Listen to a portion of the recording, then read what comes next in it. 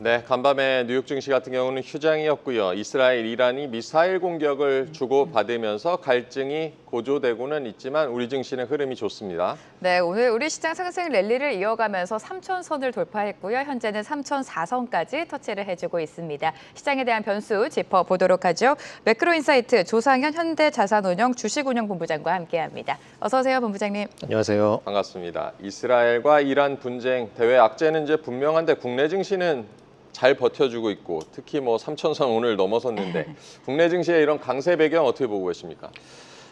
참 아이러니하게도 외부의 악재에 지금 둔감한 상황이고요. 경기는 최악을 향해서 가고 있는 상황인데 시장은 굉장히 좋은 상황이다. 네. 그래서 다들 좀 어리둥절해 하실 부분들이 좀 많을 것 같은데요. 일단 경기부터 말씀드리면 한국은행이 올해 GDP 성장률을 0.8%로 인하를 했습니다. 낮췄습니다. 근데 이게 불과 3개월 전 대비해서 0.7%포인트가 급락한 거거든요. 그래서 경기에 대한 전망치를 상당히 낮춘 부분이고 수출도 계속 마이너스권에 유지를 하고 있는 상황이고요. 근데 이제 중요한 것은 이렇게 경기 전망이 어둡기 때문에 남은 기간 동안 기준금리를 크게 인하를 해야 될 것이다 라는 기대가 일종의 유동성 장세 도래에 대한 기대감으로 연결이 되면서 시장을 좀 강하게 끌어올리고 있는 것 같습니다.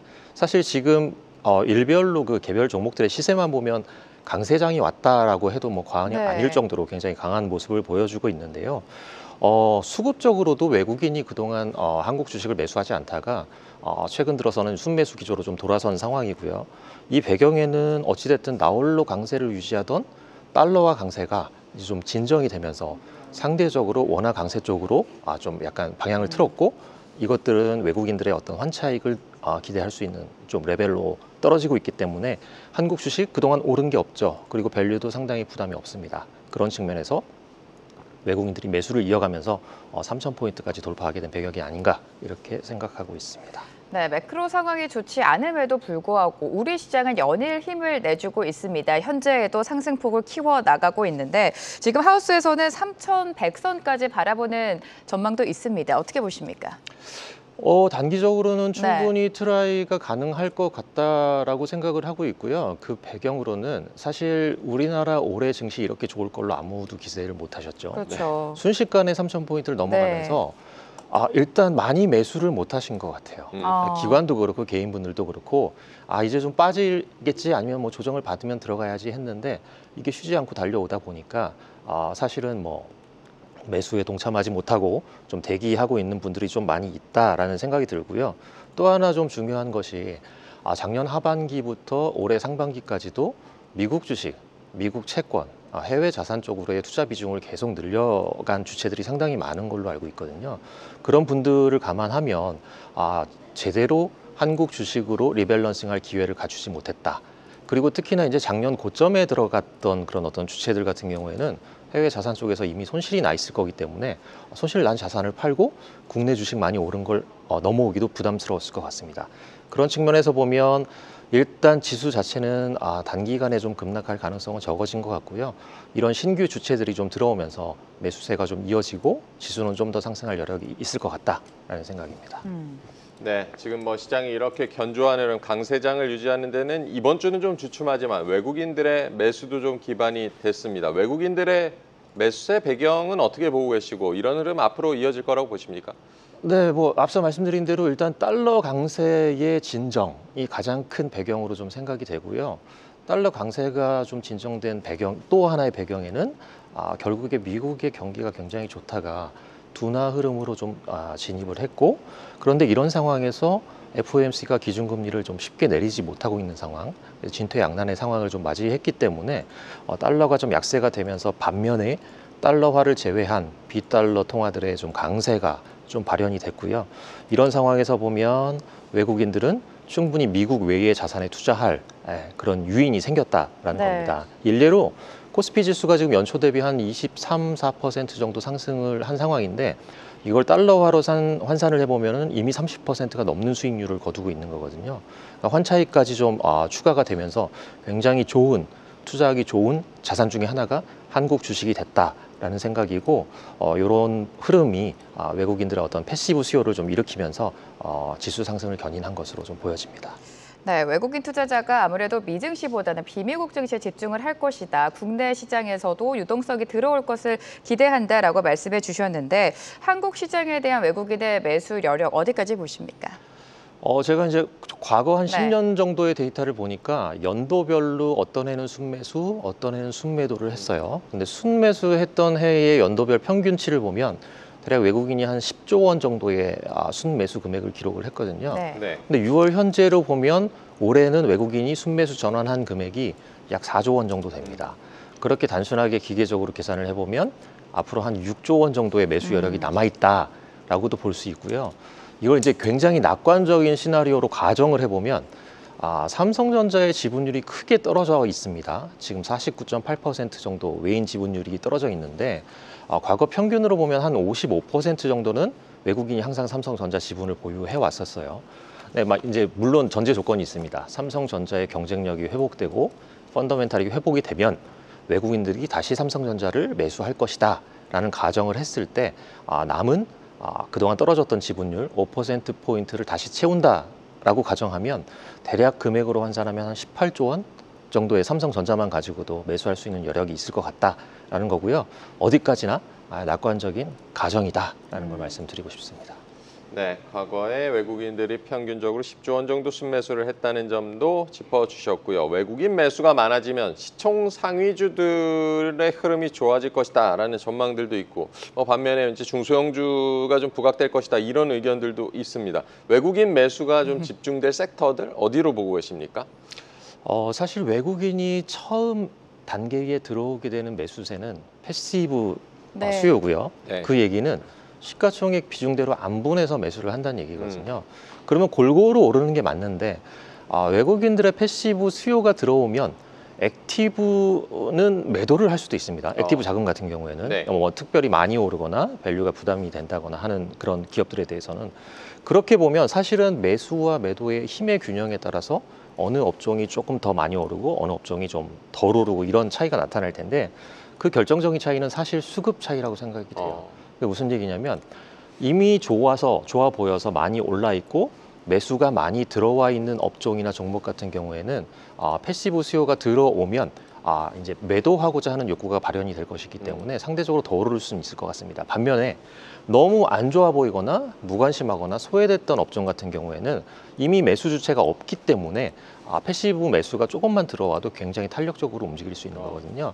한국 시장이 올해 20% 넘게 상승한 배경도 저는 사실은 수급적인 요인이 크다라고 생각하는데 한국 시장의 매수 주체가 그동안에 부재했었기 때문에 네. 수급적으로 깨끗했기 때문에 패시브 자금이 조금만 매수를 해도 한국 시장이 탄력적으로 움직였다라고 생각을 하고 있습니다. 그래서 결국에 말씀드리고 싶은 부분은 수급이 좀 비교적 깨끗한 업종, 네. 이런 업종이 탄력적으로 좀 움직일 것 같다라는 말씀을 드리고 싶습니다. 그동안 워낙에 수급이 메말라 있었기 때문에 패시브 자금이 조금 들어오면 지수의 상승을 이끌었던 것 같다라고 말씀을 해주셨는데요.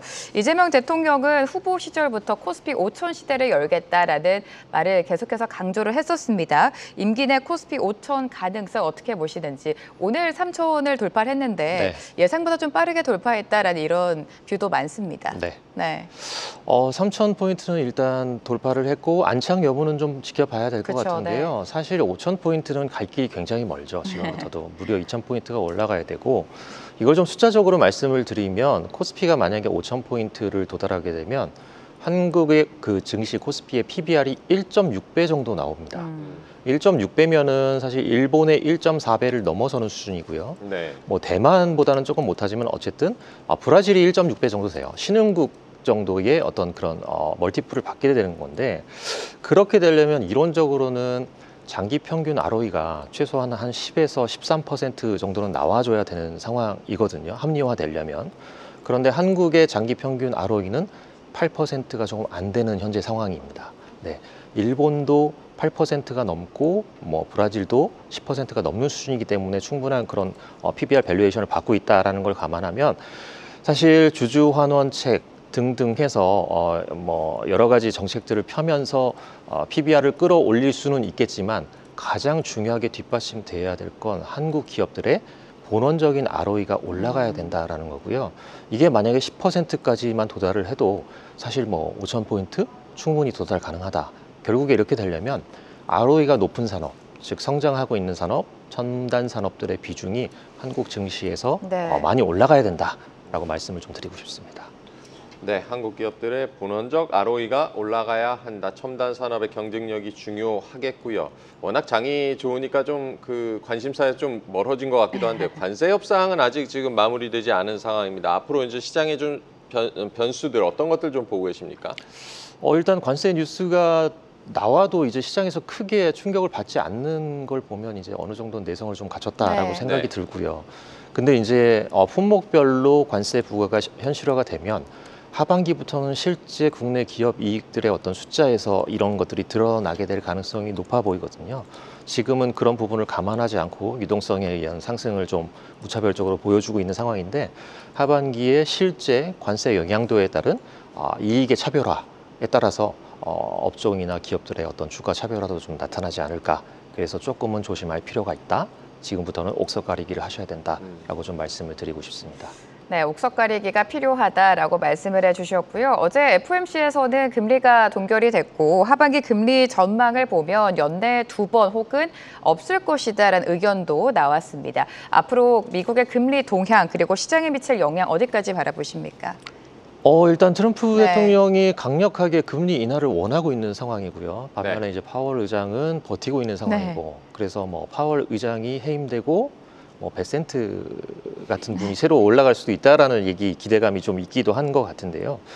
결국에 지금 미국이 고금리 상황이고 그런 상황에서 소비 위축을 포함해서 이제 고금리의 어떤 부정적인 여파들이 조금씩 나오고 있는 상황이거든요. 그러면 결국에는 미국도 금리를 인하를 해야 되는 상황인데 문제는 트럼프 대통령의 보편적 관세 정책으로 인플레가 쉽게 떨어지지 않을 거다라는 우려가 아직까지 상존하고 있는 것입니다.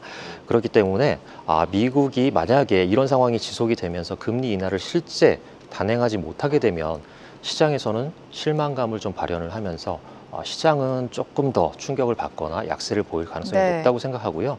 만약에 전격적으로 뭐 그럼에도 불구하고 트럼프 행정부의 어떤 입김대로 금리 인하를 단행하게 된다 그러면 시장은 좀 안도 랠리를 할 가능성이 있지 않을까라고 생각합니다. 네, 환율 얘기도 좀 해보겠는데요. 아까 이제 달러 약세는 좀 말씀을 해주셨지만 그 전에도 이제 달러 약세일 때 원화 같은 경우는 강세로 못 갔던 부분들도 있고 원화는 앞으로 이제 추가 강세 요인이 더 많다고 보십니까?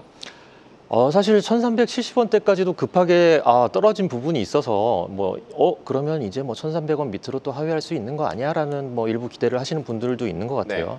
근데 저희가 이제 좀 냉정하게 인정해야 될 부분은 한국의 지금 경기 펀더멘탈은 굉장히 안 좋은 상황이다라는 거고요. 잠재 성장률도 아마 계속 떨어지게 되는 상황일 겁니다. 그렇게 보면 한국은행은 지금부터 계속해서 금리 인하를 좀 해야 되는 사이클에 돌입한 상황이고 앞서 말씀드렸던 대로 미국은 한국처럼 빠르게 금리를 못 내리고 있는 상황이거든요. 그러면 적어도 한미 금리 차는 지금보다 좀 확대될 여지가 좀 있을 것 같고요. 네. 그걸 감안하면 사실 급격한 추가적인 원화 강세를 기대하기보다는 그냥 이 정도 수준에서 그냥 뭐 왔다 갔다 하는 정도 그런 흐름을 좀 보는 게 합리적이지 않을까 생각하고 있습니다. 네, 지금 우리 시장을 살펴보면요. 단기간에 가파르게 오르기는 했습니다. 3천선이 잘 안착이 될지는 지켜보셔야 될 것 같은데 그럼에도 불구하고 코스피 대세 상승장이 이어질 것이다. 그 가능성이 높다라는 분석들이 지금 많은 상황인 것 같습니다. 현 시점에 우리는 어떤 섹터 또 어떤 기업을 담으면 좋을까요? 사실 뭐 대세 네. 상승이라는 부분은 저는 조금 조심스러운데요. 그래요? 네. 왜냐하면 지금부터 내년까지 어떤 GDP 사이클이나 어떤 이런 부분들을 봤을 때는 안심하고 대세 상승을 바라보는 거는 조금 좀 부정적인 면이 있다고 생각이 됩니다.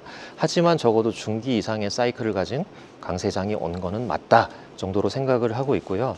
이럴 때 어떤 섹터를 봐야 되는가라고 보면 사실은 시장이 상승할 때 주도 업종들, 주도 종목들에 대한 어떤 포지션을 계속 유지하는 게 맞다라는 생각이고 다만 너무 소외돼 있는 종목들 앞서 말씀드렸죠. 그 외국인의 자금이 패시브로 대량 매수가 들어오게 되면 전방위적인 상승이 일어날 거고 그런 와중에 소외돼 있던 이제 턴어라운드를 할 것 같은데 소외돼 있던 종목들이나 업종들 같은 경우에는 탄력적으로 크게 상승을 할 수가 있는 거거든요. 그래서 그런 부분들을 감안하면 저 같으면 주도 업종과 소외 업종을 약간 바벨로 해서 분산 투자를 하는 그런 전략을 좀 짜보지 네. 않을까라고 생각하고 있습니다. 네. 네, 주도 업종과 소외 업종을 같이 좀 담아보자. 근데 이제 조선 방산 원전 같은 경우 뭐 주도 업종이라고 보면 되겠는데 그동안에 워낙 많이 올라서 지금 사도 될지 이게 좀 약간 부담스럽기도 합니다. 어떻게 조언을 해주시겠습니까? 저도 잘 모르는 부분인데요. 너무 예. 올라서 네. 근데 이제 역사적으로 보면 주도주의 사이클은 쉽게 끝나진 않는 것 같아요. 그 시장이 꺾이기 전까지는. 주도주가 꺾이려면 주도주 외에 새로운 주도주가 탄생을 하거나 네, 아니면 주도 업종 자체의 펀더멘탈이 훼손되는 모습이 보여야 되는데 그런 모습이 아직까지 나오지는 않고 있는 거거든요. 다만 가격적인 기술적인 부담이 있기 때문에 조정을 받을 때마다 조금씩 뭐 없으신 분들은 들어가시면 될 것 같고요. 이제 하반기를 봤을 때는 아직 주도 업종에 좀 안착을 못했지만 후보가 될 만한 것들이 이제 뭐 HBM 관련한 메모리 업체들인데 이런 기업들도 실적이 좋아지는 애들 위주로는 좀 네. 눈여겨보시면 좋을 것 같고요. 공통점이 있습니다. 조선 원전, 방산, 그다음에 HBM 같은 경우에는 글로벌 경쟁력이라는 걸 갖추고 있는 애들이에요. 한국이 글로벌 봤을 때 뭐 탑 아니면 뭐 2, 3위 안에 드는 그런 업종들이기 때문에 이런 애들은 상당히 주도 업종으로서의 좀 매력이 좀 강하다라고 보여지고요. 아울러서 덧붙여서 말씀을 드리면 이제 이익이 돌아서고 있는 뭐 엔터테인먼트, K-팝, 그다음에 소프트웨어, 그다음에 K-뷰티 화장품, 그다음에 수출형 내수 산업 이런 것들도 좀 같이 함께 보시면 올해 한 해 수익률로서는 굉장히 좋지 않을까 생각합니다. 네, 조방원이 시장을 이끄는 주도주였습니다. 주도주는 펀더멘털이 훼손되지 않는 이상 그래도 좀 상승 탄력을 가져가지 않을까라는 말씀해 주셨고요. 다양한 섹터들 점검해 주셨는데 화장품주에 대해서 좀 질문을 드리도록 하겠습니다. 어제도 그랬고 특히 오늘 같은 경우에는 화장품주 굉장한 시세를 좀 내주고 있습니다. 미국과 유럽 시장에서 호조를 보였고 그동안 부진했던 중국 시장이 열릴 것이라는 기대감 속에 주가가 상승세를 보이고 있는데 화장품주 어떻게 대응할까요? 일단 한국산 화장품 글로벌리 봤을 때 경쟁력이 있다고 보여집니다. 일단 한국에 있는 화장품 브랜드가 3만 개가 넘습니다. 네. 저희가 모르는 정말 수만 가지의 화장품 브랜드들이 있는데 이런 것들이 이제 저희가 이제 얘기하는 뭐 올리브영이랄지 아니면 해외에 있는 그런 어떤 스토어들에 입점을 하게 되는 거고요. 한국 화장품의 매력이 뭘까라고 생각을 해봤을 때 유럽산 고가 화장품을 제외하고는 사실 한국 화장품들의 가성비, 경쟁력, 뭐 상품 경쟁력 이런 것들이 굉장히 좋다라고 생각하고 있고요. 그리고 이제 K-팝, K-문화, K-컬처와 더불어서 한국 화장품에 대한 어떤 선호도 이런 것들도 올라가고 있고 또 무엇보다 이러한 수많은 브랜드들을 브랜드 제품을 제조해 줄 수 있는 OEM 기업들이 또 한국에 다수 포진되어 있습니다. 네. 뭐 코스맥스, 콜마 등등 해서요.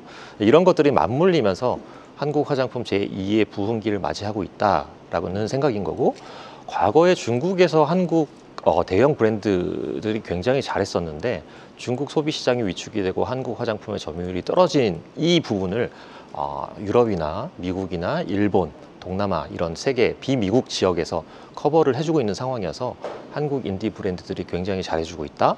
앞으로 봐도 상당히 경쟁력 있고 좋아 보인다라고 좀 말씀을 드리고 싶습니다.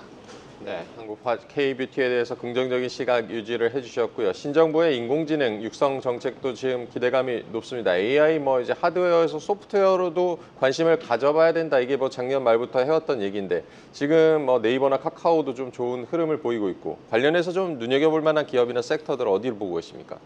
일단 대표적으로 국내 소프트웨어 기업 중에 가장 큰 두 군데 네이버, 카카오는 네. 좀 주목을 해보셔야 될 것 같고요. 네. 특히 이제 정부의 이제 뭐 소버린 AI 이런 부분 관련해서 정부 투자가 만약에 주도를 하게 되는 AI 산업 부흥이라고 한다면 네이버나 카카오 쪽에 분명히 수혜가 있을 것 같다라고 생각합니다. 다만 이게 조금 좀 냉정하게 생각해 볼 부분은 이런 국내 소프트웨어 업종들은 어쨌든 내수 산업 위주로 좀 영위를 하고 있는 사업 모델이 좀 크고요. 네. 해외 쪽으로 확장성이 아직은 조금 미약하기 때문에 정책에 대한 기대감으로 좀 단기에 좀 많이 오를 수는 있다고 보여지지만 해외에서의 어떤 경쟁력 이런 것들은 좀 보여주려면 시간이 좀 필요할 것 같고요. LLM을 포함해서 우리나라 기업들도 많이 좀 개발을 해놓은 상황인데 소프트웨어 산업에서 가장 중요한 것 중에 하나가 결국엔 확장성이거든요. 네, 확장성 측면에서는 어느 정도 좀 한계를 갖고 있어서 소프트웨어 업종 중에서도 좀 선별해서 저희가 좀 접근을 하시기를 좀 추천을 드립니다. 네, 앞서서 살짝 반도체, 특히나 섹터 안에서 글로벌 경쟁력이 있어야 된다. HBM 반도체 쪽을 말씀해 주셨는데 SK하이닉스가 52주 신고가 달성을 하고 있고요. 삼성전자도 힘을 내주고 있습니다. 그럼에도 불구하고 반도체주 그동안 좀 부진하지 않았습니까? 앞으로 어떻게 바라보십니까? 일단 철저하게 두 가지로 나누어서 생각해 보셔야 된다라고 생각하고요. 무슨 말씀이냐면 HBM과 범용 메모리 반도체 네. 두 가지로 나누어서 접근을 해야 된다라고 보여지고, 이제 HBM 같은 경우에는 상당히 AI 수요는 뭐 내년까지, 내후년까지도 계속 전망이 좋기 때문에 저희가 크게 걱정할 부분은 없을 것 같은데, 범용 반도체 같은 경우에는 최근에 뭐 디램이나 낸드 가격이 살짝 반등하긴 했습니다만 여러 가지 도전이 아직 남아 있습니다. 전방 수요가 이제 뭐 PC, 그다음에 뭐 가전, 뭐 스마트폰 이런 쪽인데, 이런 것들이 구조적인 어떤 다시 수요가 올라오지 않는 이상은 하반기도 조금은 아직은 좀 조심스럽게 보여지는 부분이 있고요. 특히나 범용 반도체 부분에서 중국 기업들의 어떤 포지션, 위상이 상당히 많이 올라왔기 때문에 이 중국 업체들의 어떤 공급 물량, 공급 공세도 저희가 좀 염두를 해둬야 될 부분이다. 그런 측면에서 보면 HBM이 여전히 범용 반도체보다는 상대적으로 좀 안전하다라고 좀 말씀을 드리고 싶습니다. 네, 최근에 뉴욕 증시뿐만 아니라 국내 증시에서도 또 스테이블 코인 관련주들이 좀 주목을 받고 있는데요. 원화 기반 스테이블 코인 도입 추진, 법제화 움직임이 좀 있고 시장 영향 어떻게 평가하십니까? 뭐 한은 총재께서도 그저께 이제 필요하다, 스테이블 코인 네네. 필요하다라고 말씀을 하셨는데, 사실 뭐 어떤 혁신적인 플랫폼, 어떤 경제 금융 생태계 구조적인 변화 뭐 차원에서 말씀을 하신 것 같지는 않고, 그냥 일단 뭐 대세 트렌드니까 우리도 한번 시작은 해보자라는 관점으로 저는 개인적으로 좀 이해를 했고요. 네. 주식시장에서는 관련주로 묶여 있는 무슨 결제 업체, 그다음에 뭐 블록체인 관련 업체들이 조금 무차별하게 오르고 있는 부분이 있는데, 좀 요거는 좀 냉정하게 단기적인 어떤 테마 이런 쪽으로 좀 접근하는 게 맞지 않을까. 그 정도의 좀 생각을 가지고 네. 있습니다. 스테이블 코인과 관련해서는 단기 테마성이 짙기 때문에 좀 변동성을 유의하자라는 말씀이신 것 같습니다. 지금 시장 분위기가 워낙 좋다 보니까 지금 들어가야 되는 건지 아니면 이미 너무 늦은 건지 여러 가지 고민이 되실 것 같은데 현 시점에서 시장 대응 전략 좀 세워주실까요? 보통은 이제 이렇게 급하게 상승했을 때 주저주저 하시다가 고민하시다가 나중에 정말 불꽃을 피울 때 그때 뒤늦게 들어오시는 분들이 많은 것 같아요. 네. 그래서 항상 이제 고점에 매수하고 저점에 매도하는 이런 일반적인 패턴을 보여지는 게 이제 저희가 가장 크게 경계를 해야 될 부분인데, 얼마만큼 여기서 상승 여력이 있을까라는 관점에서 보면 사실 가늠하기는 어렵습니다. 3,000포인트를 이미 넘어섰기 때문에. 근데 한 가지 제가 말씀드리고 싶은 부분은 네. 올해 0.8%의 GDP가 내년에 한 1.4에서 1.5까지 반등한다고 했을 때, 즉 경기가 실제 좋아지기 전까지는 한국은행이나 정부의 어떤 재정정책, 통화정책들이 계속해서 발표가 되고 액션이 될 확률이 높기 때문에, 그러한 완화적인 정책이 나올 때까지는 유동성 사이클, 유동성에 대한 어떤 금융시장, 주식시장 상승 사이클은 좀 지속이 될 수 있을 것 같다. 비교적 경기가 안 좋기 때문에 오히려 편안한 국면, 이런 관점으로 생각하시면 사실 뭐 내년 한 중반까지도 저희는 좀 편안한 구간으로 좀 보고 있고요. 하나 좀 강조드리고 싶은 부분은 이런 유동성에 의한 상승장에서는 패시브한 투자보다는 저희가 액티브한 투자가 좀 위력을 발휘할 네. 가능성이 높다. 좋은 종목, 좋은 업종으로 좀 상승폭이 크게 나올 가능성이 높다라는 관점에서 뭐 저희가 주식형 펀드 관심 없으신, 많이 관심이 떨어진 주식형 펀드나 ETF나 이런 쪽에 좀 분산해서 투자하시는 걸 추천을 드립니다. 네, 패시브보다 액티브가 수익률 측면에서 유리할 수 있다는 점까지 조언을 해주셨습니다. 오늘 조상현 현대자산운용 주식운용본부장과 함께했습니다. 고맙습니다. 고맙습니다. 감사합니다.